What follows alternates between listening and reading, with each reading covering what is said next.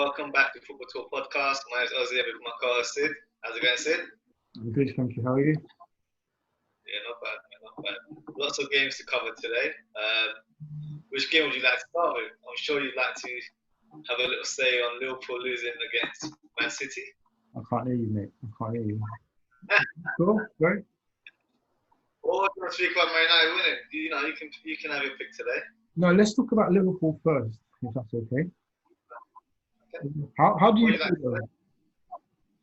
I'm not. To be fair, I kind of feel like it's a natural thing for champions to kind of drop off after they've been crowned champions.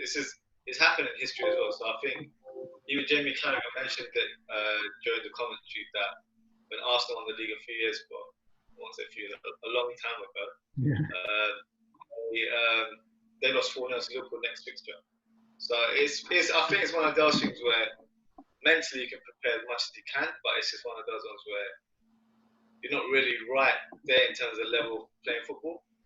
So it's just like, obviously people go, players might have been drunk. I don't think that's the case.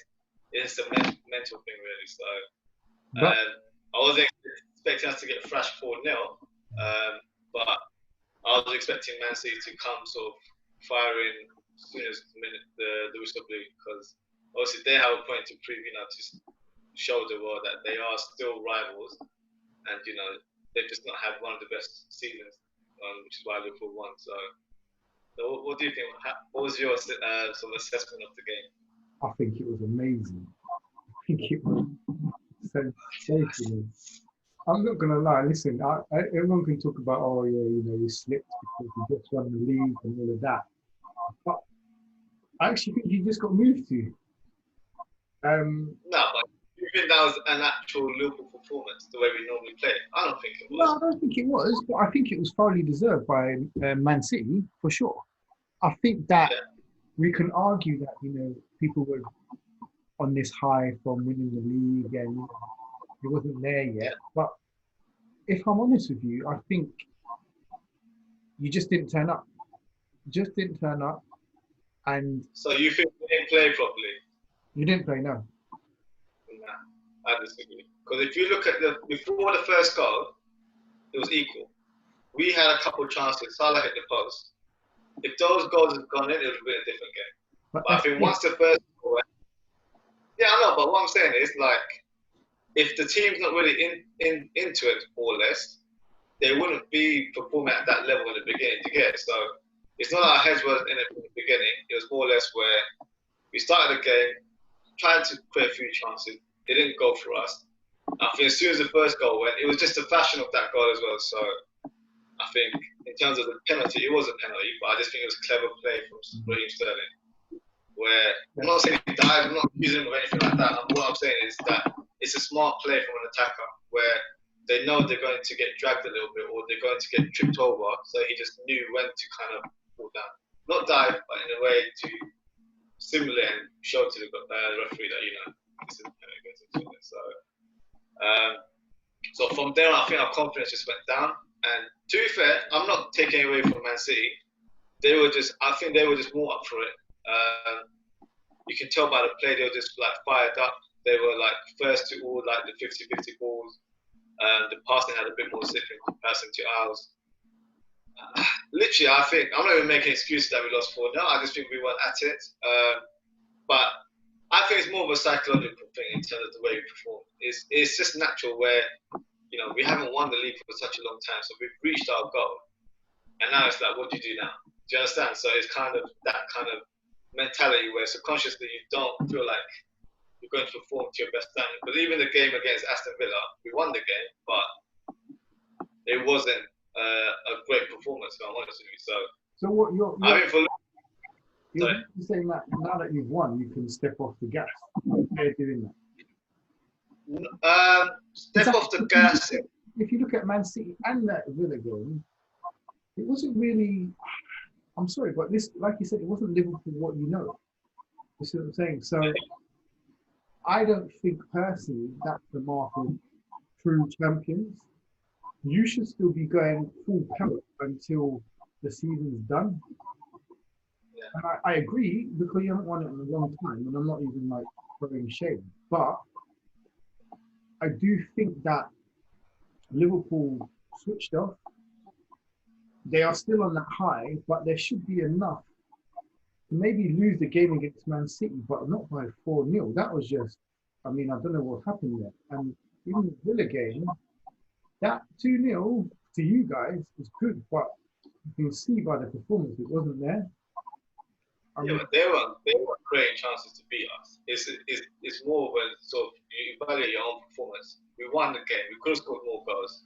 That was the same with Man City. We just weren't clinical. Whereas they were. They had 5 shots. One got disallowed by VAR, but they were clinical all the way around. That was the difference.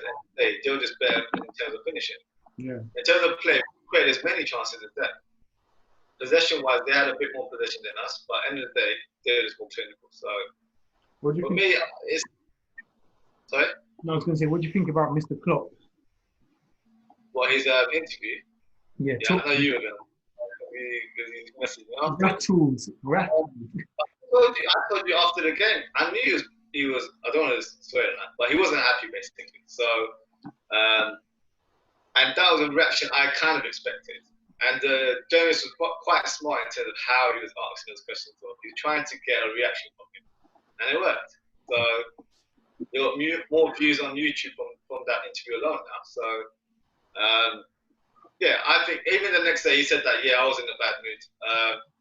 But I think it was just more frustration in terms of that they prepared the way they normally prepare for a match, but it just didn't happen. And then that's just football. It's just bad in the office. That's how I look at it. So you're saying that in terms of Liverpool being champions, that we didn't perform like champions. The game against Aston Villa, we didn't play well, we still won. So that is still a sign of the champions, where you still play terrible and still win. Obviously, Man City are not. No respect to Aston Villa, they're not on that same sort of level. So, it was disappointing to lose that way to Man City, but you know how tough this league is. Anyone can beat anyone on their day. So, Liverpool and Man City can play. Man United can get lost, by a big gap as well. It's just one of those things. So, I just think. Sorry? I just think it was great, to be honest. So we're champions. I couldn't care less. Literally, I couldn't care less. So what if you were to lose the remainder of your games? Would you not be bothered? No, obviously, in terms of football, you never want to lose a football match. So the goal is to win as many points. Obviously, we're sort of beating all these records here and there, but the goal was to win the league, and we've done that now. So now it's just making sure we kind of keep that momentum, try and win as many games, and just see that season out, really. So, do you think you'll play the youth more? Sorry? Do you think he'll play the youth more? He has. So he played Curtis Jones in the last game. Scored a good goal as well. But I think at the minute there's questions in terms of some of the youngsters playing certain appearances. Because I think if you have 5 appearances, you're entitled to get a Premier League medal. So Klopp mentioned that he's not going to play kids just for the sake of them, getting a medal. But I think he will give them a chance. There's certain players like Harvey Elliott who will probably play a little bit more. We've got a right back Nico Williams who looks a good talent as well. So some of these players will get a chance, but it just won't be any sort of youngsters in our ranks. It will be predominantly Williams, Curtis Jones, and Harvey Elliott that play some games. So yeah, exciting times for next season as well. Nico Williams especially, I'm excited to see him next season.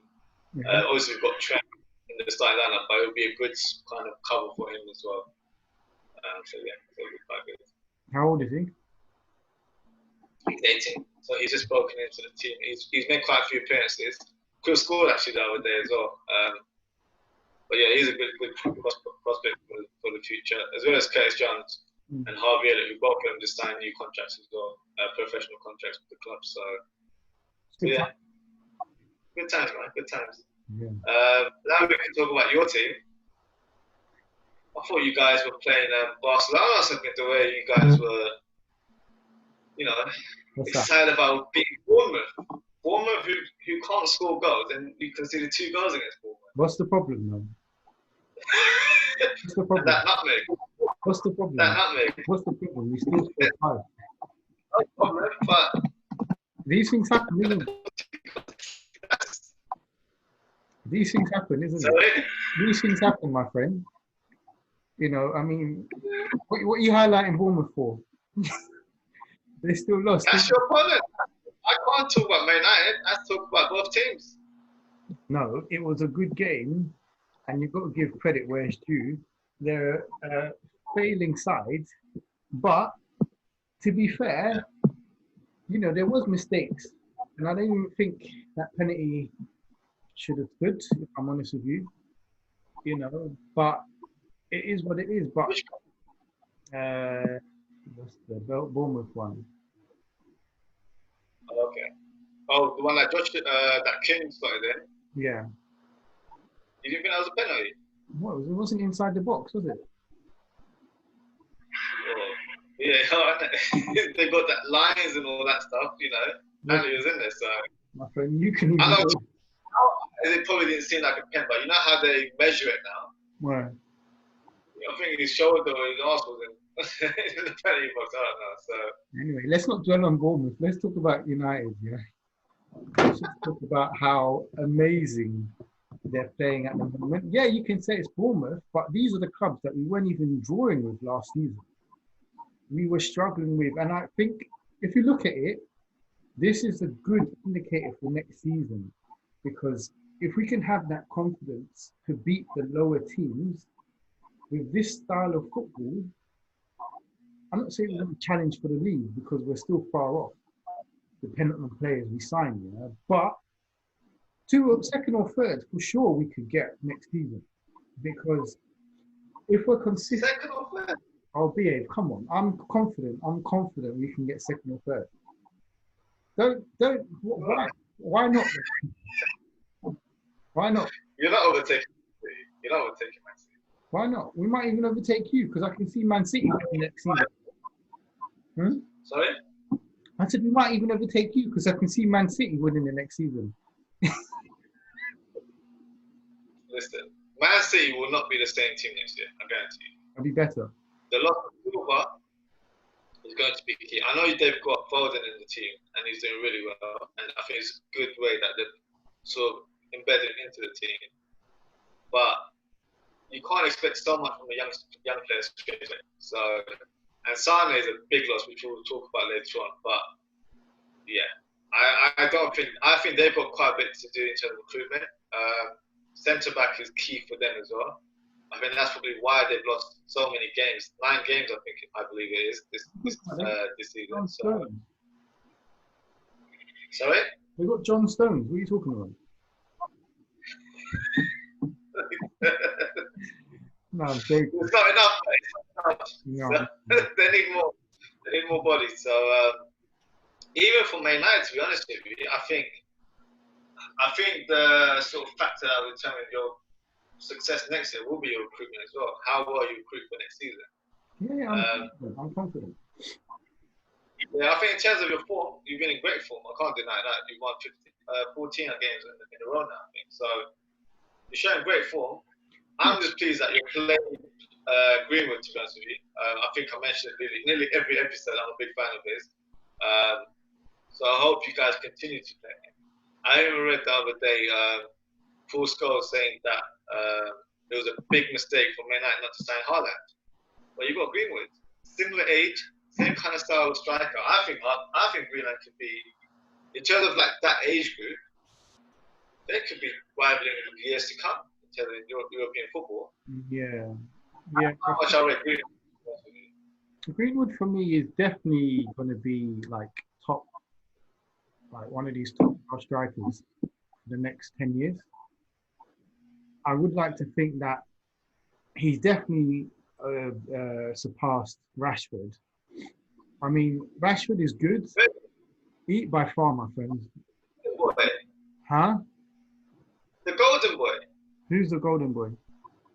Past the golden boy. I don't understand what you're saying. Who's the golden boy? Don't say like you can't understand English. The golden boy. He's surpassed the golden boy. I can't believe I'm noticing. Are you all right? Rashford, look, if you see his record, yeah, I think he's got 8 goals in open play this season in the Premiership. 9 goals, sorry. One of the two. Greenwood has already got 8, yeah, in the Premiership. And it just shows you that this guy is not a clinical finisher, as in Rashford. The rest are penalties. Yeah. Now, I like Rashford, but I'm sorry, but I think he could be another Welbeck. Like, Welbeck. 100%. Well, I'm not even going to deny it. I think he could be another Welbeck in the sense that he will run. I'm gonna have to record this clip and save it somewhere. Are you sure about this? Save it. Save it. Please don't write next week saying he's the new Mbappe or anything like that. No. You'll never hear that from me. You'll never hear that from me. Never. For me, where you were showing me Mbappe comparisons a few weeks ago. Who was? Sorry, don't try it, Ozzie. Don't. Please don't do that. Please don't. Because Rashford has periods, isn't it? Yeah. But he's not going to lead United for the next 5-6 years. Yeah, and this is my worry. Martial, I've got more confidence in. Yes, he can be a bit lazy, but when it comes to it, he's very direct, and he can do a lot of damage if needs be. He should be doing that on the regular. But Martial and Greenwood are the future. Rashford, if we get Sancho, it'll be Rashford that loses out. That's not. No, it will be. I don't think so. Why? Who would it be then? It will be Rashford, Sancho, and unfortunately, it will be Martial. I think Greenwood would have to go on the bench. That's not something I think should happen personally, but in terms of his development. But I don't think Rashford will be dropped. I just think he's trying to take the mick. I literally think he's your golden boy. That's the way everyone raves about him in Manchester. So you can't just drop someone like that. I mean, if he's smart, he will have to look at it. I mean, look, yeah, if he carries on scoring goals, then there'll be no reason for him to drop Rashford. But if you're looking for someone to be clinical and guarantee you goals, I know who I'm going to pick, and it's not going to be Rashford. But are you speaking in terms of these players playing as a 2 or as a 3? 3. As a 3, okay. So you'd have. Who would you have on the wing? So Rashford wouldn't even be on the pitch. He'd be on the bench. He'll be on the bench. Wow.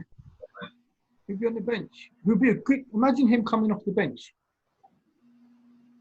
I know he'll be good. Don't get me wrong. But it's funny because we had a discussion a few weeks ago in terms of our combined Liverpool and United team. I remember you saying that Rashford walks into Liverpool.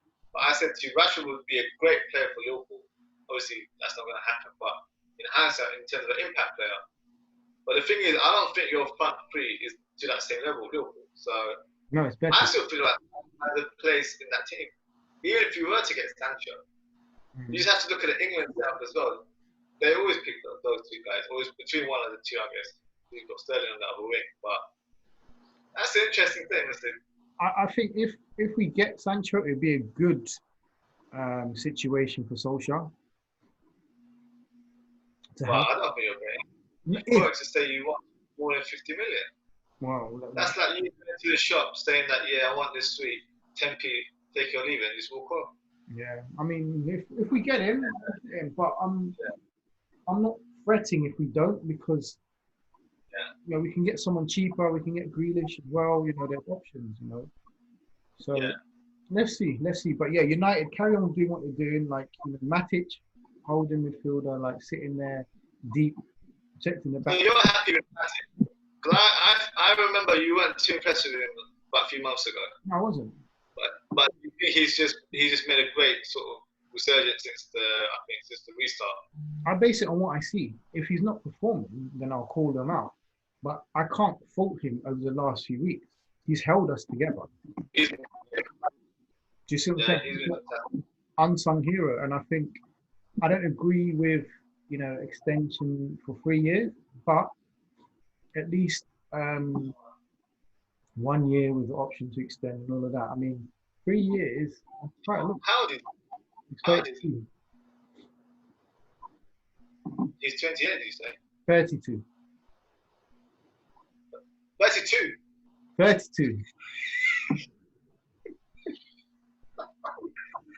that's so typical United, though. No, it's not, though. This is the thing. It's not. Because before, we would only give 1-year extensions. I know, but that's what I'm saying. The new United, Oh, yeah. since Fergie's left, it's just typical business in terms of giving people contracts way beyond when they should receive it, or you've overpaid, or you've kind of gone above and beyond. Like 3 years is ridiculous for a 32-year-old. Who's the idiot at the top that's doing that?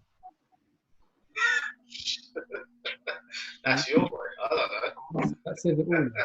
That's what we have to deal with. But look, we're in a strong position. I feel that if we can keep this momentum, get a few signings, I'll stand by it. I don't know why. I don't see why we can't get second or third. Yeah, to be fair, I think in terms of the ball game, fully impressed by Greenwood in terms of his goals. And also Hernandez, who was just player of the month, and rightly so. He's been fantastic. So credit to the guys. I think they deserve their sort of glory right now, I would say. But yeah, no, great game. I'll say that was a great game. Yeah. So moving on, we can talk about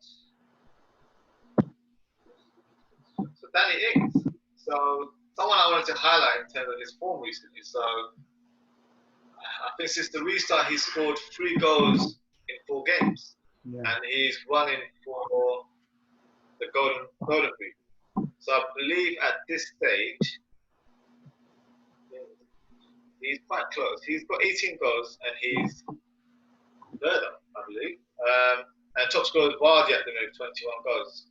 As a sort of like prediction on our part, who do you think will be playing golden boot? I think it'll be close, but I actually see Aubameyang coming strong. Yeah. Say that Aubameyang. That's good. What are you talking about, bro? Yeah. Aubameyang. How many times did you on today?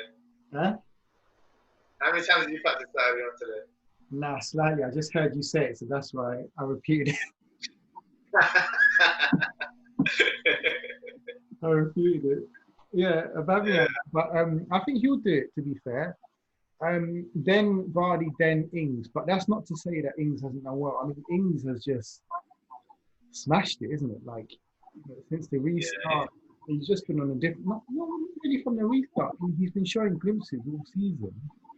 All season. He's been on fire all season. I think we were speaking earlier this year in terms of him being an England team. I think at the time, obviously, with COVID-19, things have changed, but that would have justified his form for the season. He would have fully deserved to have been in that England squad if Euro 2020 was taking place. So, yeah, I think he's been great form. I would like him to win it, to be honest with you. I would really want Ings to win. I think he fully deserves it, if that's the case.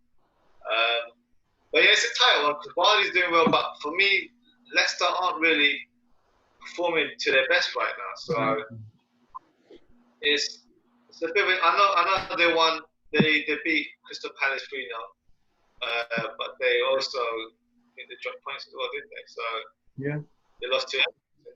So they're very inconsistent right now. So we can talk about that. So in terms of the race for top 4, I think me and you kind of covered it last week, but I feel like it's between Chelsea, Wolves, and Man United. I can't see anyone. I think Leicester will drop out. Yeah. I think that they play Manchester United as the last fixture of the whole season. That's a key game as well, depending on how you guys and how Leicester and the rest of the teams are doing as well. So it'll be interesting fixture that one, I think. But they play I think the other team rivals as well around them. So it's not easy. I think they'll do well to be. Yeah, I know I said that they've done enough, but I think just looking at the last 2 performances, I'll have to reconsider because they haven't looked strong at all. They're not consistent, and whilst they'll probably win a few more games before the end of the season, I don't think that would be enough. So yeah, I think you're right. It'd be Man United and Chelsea for sure. With Wolves not far behind. Well, in terms of their fixtures, I think they've got 5 games left, and they can only win 1 game, and that's not even trying to be cheeky or anything like that. They play Arsenal, Bournemouth is the game I think they'll win. Sheffield United. I don't think they'll beat Sheffield United. And they're Tottenham and Man United. They've got a tough fixture. List in comparison to others. Yeah. So whereas Chelsea, they've got Sheffield United, Norwich, and then Chelsea play Liverpool last game. And then you've got they play Wolves as well. So that's actually on the last day as well. So that's a good fixture. Yeah, and then you've got United. United have got the easier ones. They've got Villa, Southampton, Palace, West Ham, and Leicester. Yeah. I think they're the teams. I can see it being Chelsea and United. That's my. I think I said that last week, so that's my prediction as well. It'll be close between you and Wolves, I think. I think because of the momentum you guys currently have, I think you guys will just find it. To be honest. I think it will be tough, but I think like the Chelsea are playing well, United's doing well. I think it's theirs to lose. Yeah. And of course, I think July 13th is Judgment Day for Man City, isn't it? So yeah. It'll be interesting to see what the verdict is. Yeah, we'll see how that goes. Yeah, exactly. Let's speak about Arsenal. So Arsenal back to winning ways, beating Norwich and Wolves. For me, it's more about a question about their long term. What do you think they need to kind of compete again next season? Where do you think they're the team? What would you say? Jesus. No. To be fair, I just don't think they've got enough quality in their squad to challenge. You know, and I think we mentioned this last week or a couple of weeks ago. There's no actual leadership in that team. Yeah. As much as you can have big names, you know, Lacazette, Aubameyang, I got it. Yeah. Xhaka and all of that, yeah. Like, I just don't think you're gonna get these players where they literally grab the game and say, if we're losing, I'm grabbing him to say, come on, like, get your head right, track back, stay in your position, all of that stuff. You know, like, I think that's missing. And I think Arteta's a good manager, but he needs confidence. So when I say confidence, he needs to sign a big player, a big name player. And I actually look at the Ghanaian Thomas Partey. If they can get him, that would be a big statement. Because for his position, he's probably like top 5. Defensiveness, he's one of the best. Yeah. You know, and that would be a big statement for Arsenal. And the way you look at it, it will definitely give them confidence, especially, I don't know what defenders they got, I'm not going to lie. So, you know, they need to sort that out as well. You know, I mean, there's transfer rumours for different players, defenders. But I think for me, if they can get that DM, Thomas Partey, that would be a good step. And you know, they just signed Sacco long-term deal. So he's a good player. Very, you know, he's shown promise. So it's there, but I think for me, it's the strength and depth, quality strength and depth. Like, it's not about having numbers, because you can say United's got a lot of players, but they don't have that strength as well. So I think it's similar to Arsenal. Yeah, I think they need to focus more on the youngsters. So I know they've recently signed extension for Saka's got a new professional contract, which I think is fully deserved, and they've also extended Martinelli's contract as well. So for me, they've got a lot of good youngsters in their team. That needs to be the focus of Arsenal Football Club, in my opinion. But to add experience into that team, proven quality, but also leadership as well. I think, to be honest with you, might be sort of like a silly approach. But I'll look at the teams that are getting relegated and try to sign their best players. Like who though? So, well, obviously the teams haven't been relegated yet, but let's just say on current form, we've got Bournemouth. I'll look at someone like Ake. I think Ake is a good player. I think he's quite reliable. I think obviously he plays in a team where he probably can't showcase all of his ability, but whenever he's been on form, I've been quite impressed with him. Norwich, Norwich have abundance of talent, in my opinion. You've got their centre back Godfrey, who's been fantastic this season. I think he's up and coming, in my opinion. You've got Aaron's on the right as the right back as well. He's top quality. You've got Cantwell. Yeah, Cantwell's good. Buendia, the Argentine winger, he's got, I think he's like top 5 in terms of assists. He's got a number of assists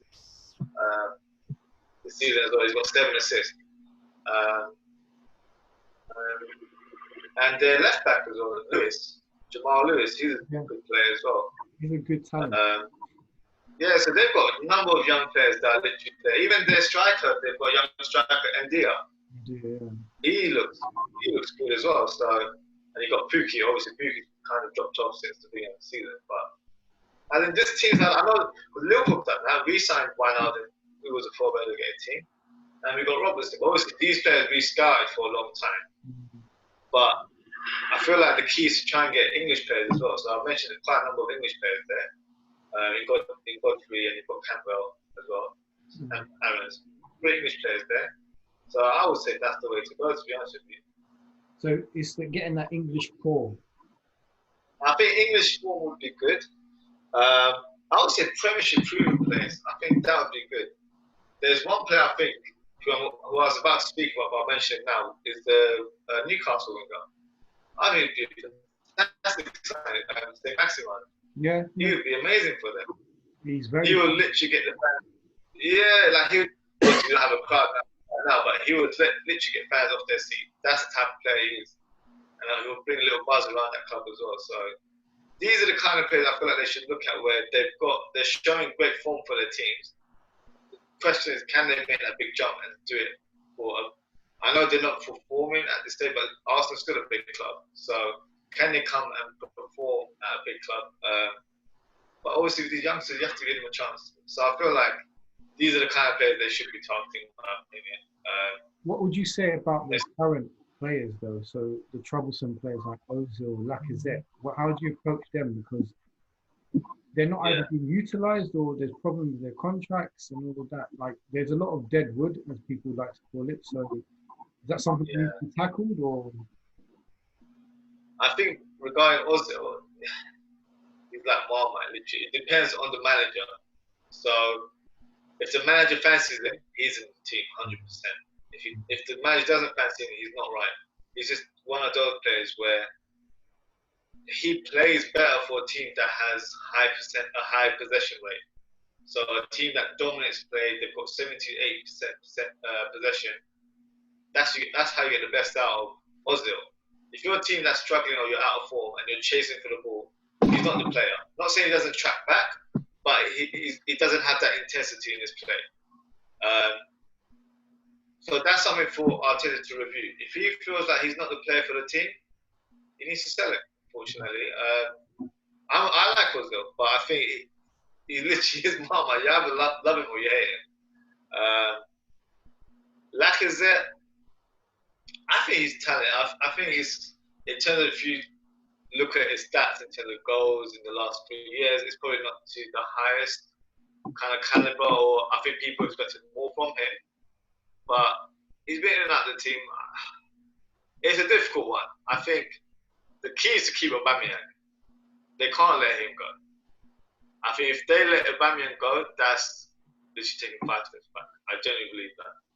If they were to sell Lacazette, I don't think that's too much of an issue, because they'll probably give Aubameyang more of a chance to play as a main striker rather than playing as a left winger, which he's been doing for the last, since the restart, but he was also doing it before as well in February. So keeping the key players that the manager wants there and keep them happy, but add to the team as well. They've got a lot of good young players. Like Saka, I think everyone's seen, he's been quite impressive. Martinelli looks like a good talent as well. Got Reece Nelson, who hasn't had much game time, but he's a good talent as well. So they've got players. I think if they got someone like Partey into their team, that's a game changer. But they need someone to fill the spine of that team. That's what they're lacking. They don't have a spine. Is that game changer to challenge for top 4, or just? I think they're quite far away to from. He wouldn't be the only signing to say, yeah, we're in top four, but he would be the start. If they could get that, I think if that was to be their first signing, I think that would send a message to the whole world that look, we're trying to come back, trying to be top four again. To that level, I think he's really good. Whenever I've seen him, I think he's top player, and he can pass as well. He's not one of those anchormen where he just breaks the play. He can play a bit as well. So no, he's always.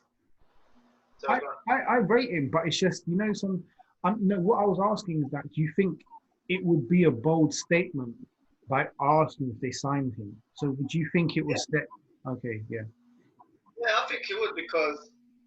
I don't mean to be rude, but I don't think a player like Partey should be playing for a team like Arsenal right now in terms of where they are in the league and where they are positioned in Europe because they're not competing.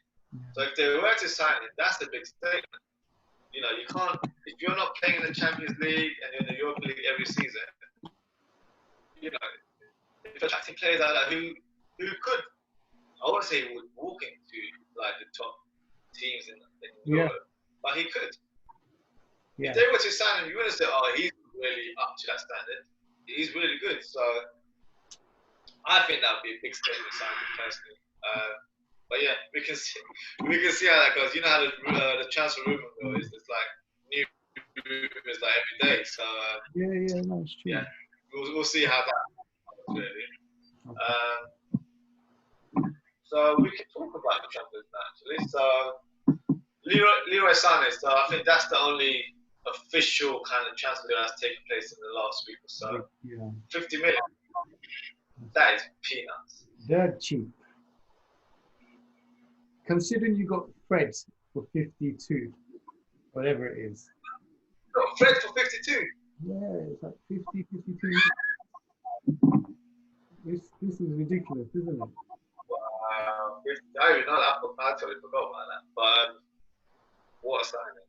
I think they're going to be a force next year as well. Can you imagine Sane on the left, Gnabry on the right, and then dancing with it? How do you see that?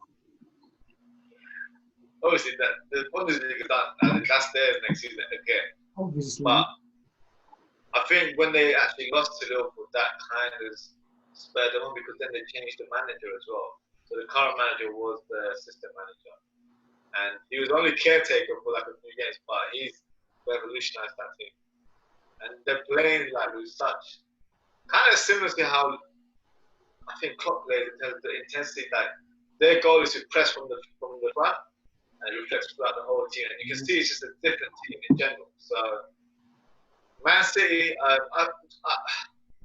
it's one of those ones where I don't think they had anything to do personally. I think he just wanted a new challenge. Yeah.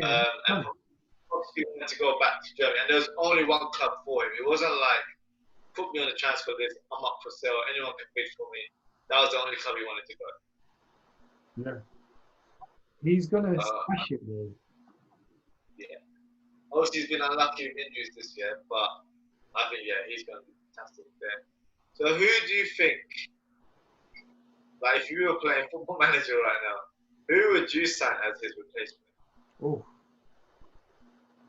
As his replacement? Because right now, Grealish is being linked, but for me, he's not the right player to play in that position. I don't think he doesn't have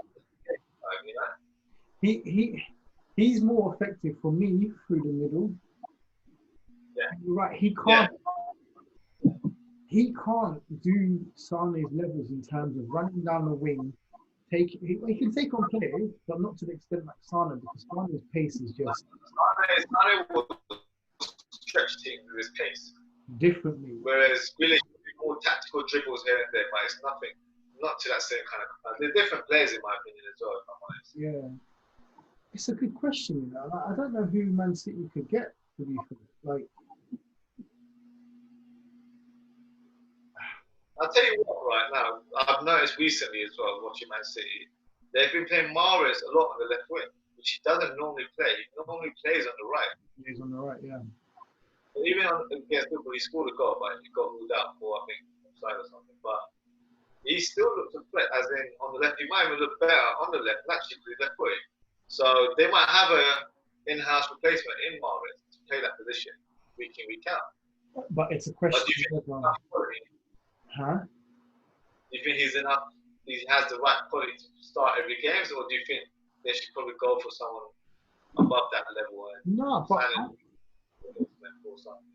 I think Mahrez has that quality because he's proven in the Premier. It's not a question of quality for me. It's a question of whether Guardiola has trusted him to play in, week out. Because I would still take Mahrez because on his day he can still do bits.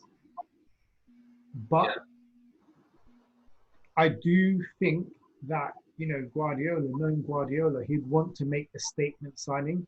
I'm not going to lie, I don't know who could fill in that position, but Guardiola would want that person to come in, like, look at me, this is the player I've signed, we're going to challenge for the league. But I would stick with Mahrez. I don't think there's many players out there for Guardiola to make that kind of statement signing.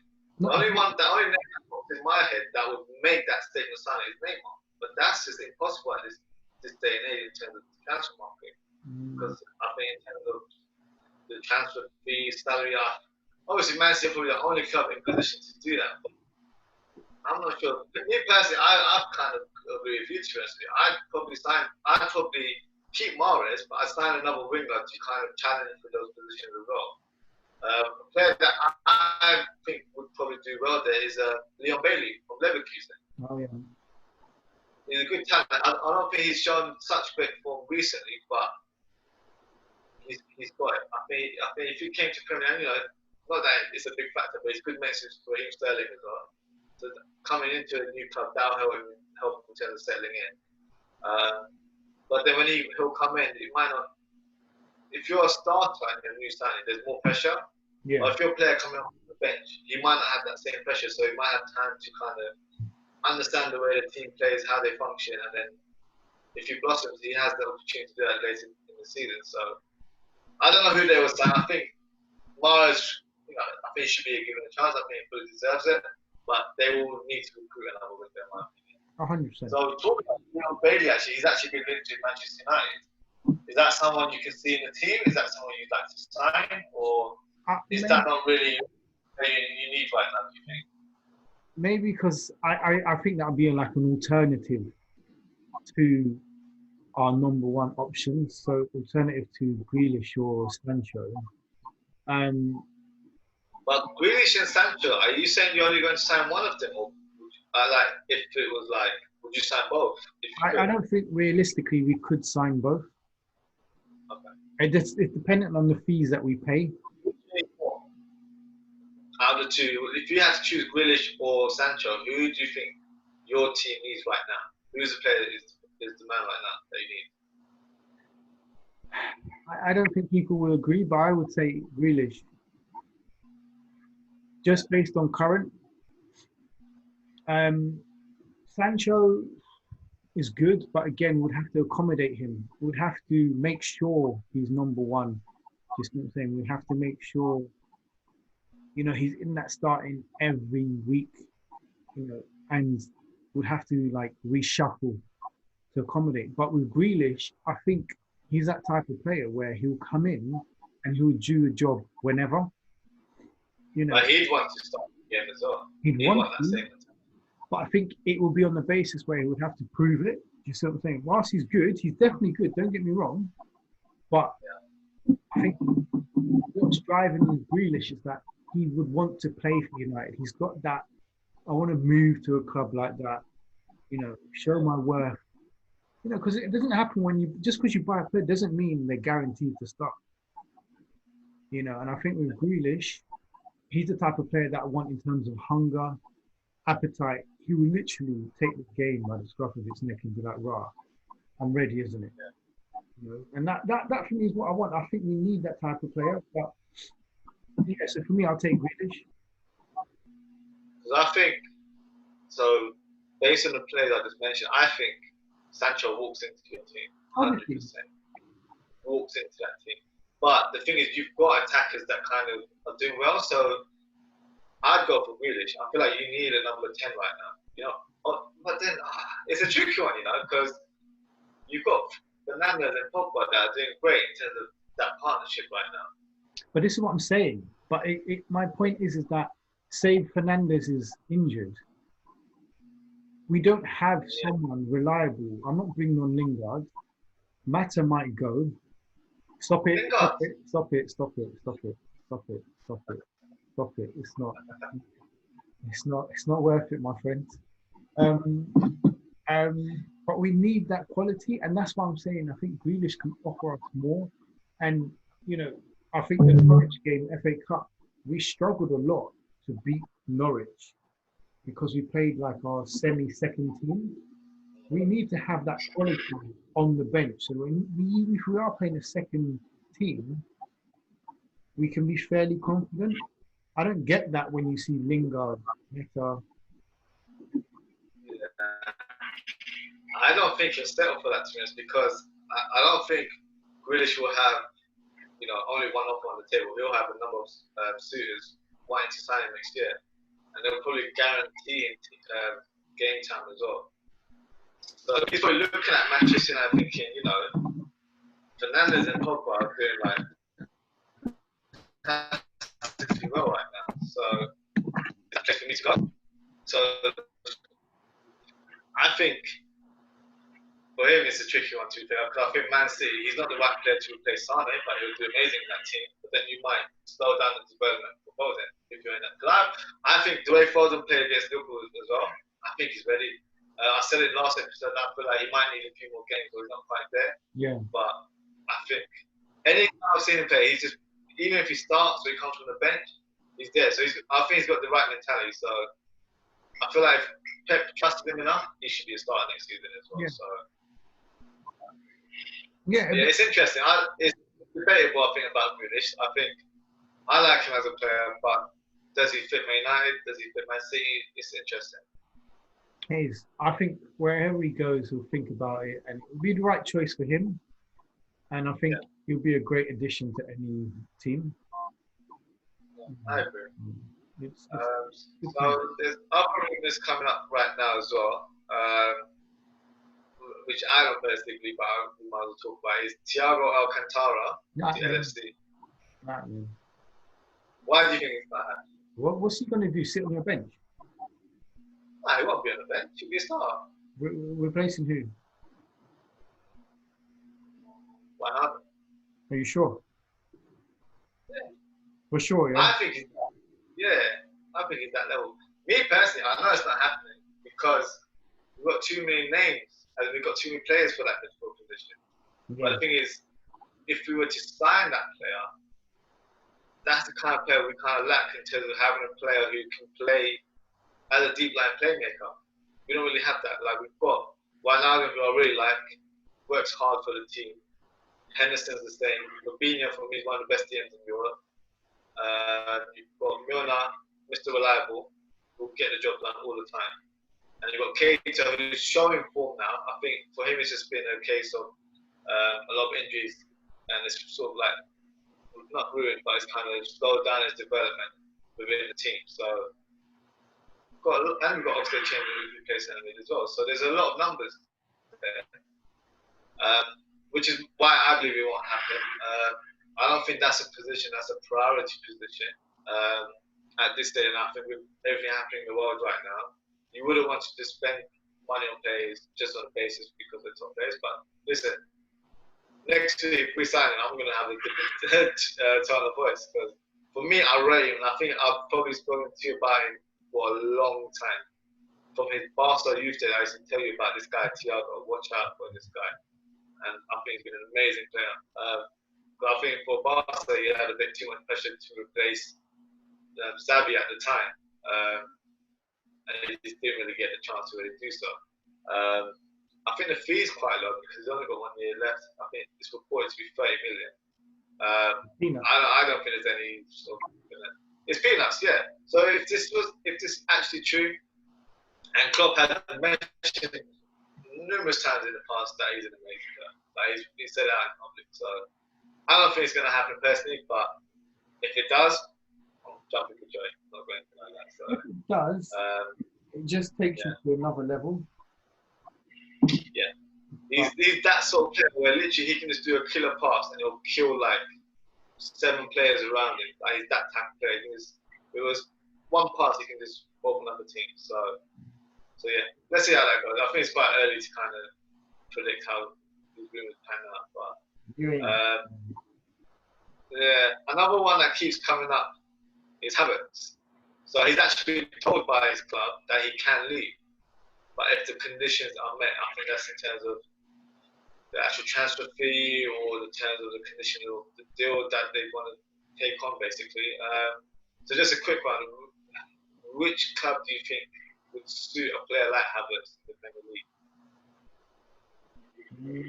So he's probably like a number 10. But I was thinking, right.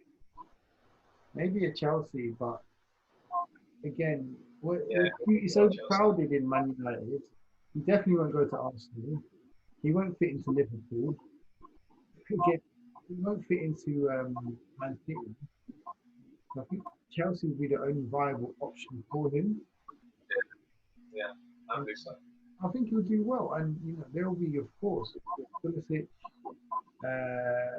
Havertz, Werner. Yeah. Like they got players. And he's coming into form again, because he started off slow this season and he's slowly building it up. But I think Chelsea will be the most viable option for him. Yeah, I co-sign. I think Chelsea is a place for him. If he was to come to the Premier League, I think that is the club. But he's got interest from Madrid and he's got interest from Barcelona as well. So I think he'd fit Real Madrid, in my opinion. I don't think he'll fit Barca in terms of the way they play. He'd be a great player for Real Madrid if they were to sign him. And they do need that sort of number 10 there. They've lacked that for a number of years. So that'd be an interesting one. Mm-hmm. Another name that keeps coming up is Koulibaly.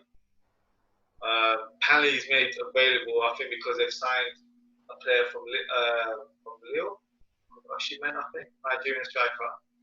So I think they're trying to cover their finances by the top asset is Koulibaly. This is a paper talk, by the way, so I don't know if it's official stuff, but available for 70 million. Is that a player you can see coming into the Premier League? Yeah. And for that fee, who will sign it? So, Man City could sign him. They definitely need. Yeah. United could also be in there, because there's always talk about him linked to United. Hear me out, but I think the Manchester Liverpool playing well, but I can see it being Man City. If I think they've been wanting to sign a centre back for a long time, and I think the only question mark for him will be his age. I think he's about 30 now. Yeah. Make it sound like he's old, but in terms of football terms, you have to look in terms of what kind of contract will be offered. But at this stage, maybe it's the short-term fix where you sign someone for a few years and then he'll do the job for it. So, yeah, I can see him going to City if I'm honest with you. That would be my prediction. Imagine if he went to Arsenal. Arsenal? Wow. Imagine. Wow. That's the statement there. They want to sign Koulibaly. That would be a lot. Yeah, that would be. But yeah, I mean, I think Man City will be the chosen destination. Yeah.